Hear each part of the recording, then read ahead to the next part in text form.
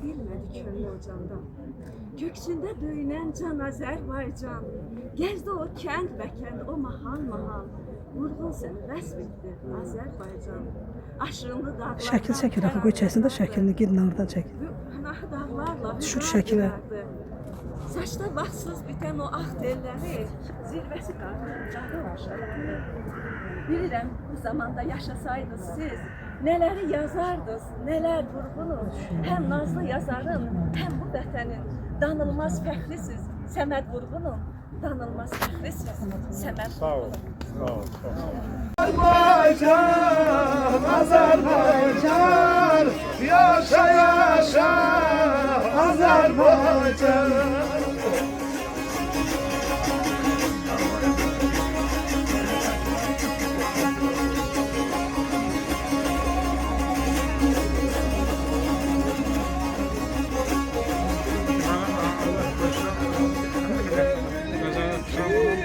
Sen benimsen, öl bilir ki sen benim yurdum yuvam, meskenimsen, yurdum yuvam, meskenimsen, yolunda vatanimsen.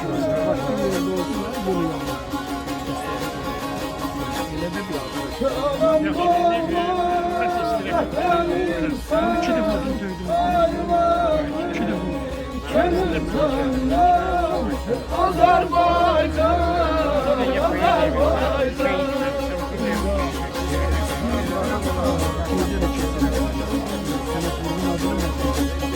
Varayım ben.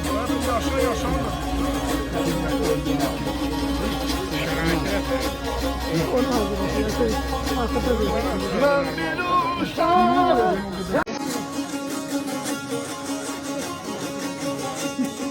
Çok geçmişim bu dağlardan, çok geçmişim bu dağlardan, onlar gözlü kulaklardan, eşitmişim bu dağlardan.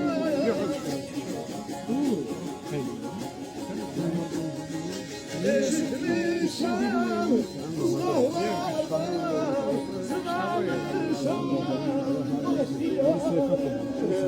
Azerbaycan, Azerbaycan, yaşa yaşa Azerbaycan.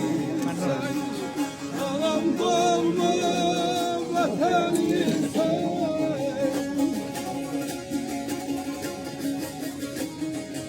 anam doğma vatanım sen, ayrılasın körüzandan. Azerbaycan, Azerbaycan. Azerbaycan'ın gemini. Ve bir yaşa yaşan da diyor değil mi?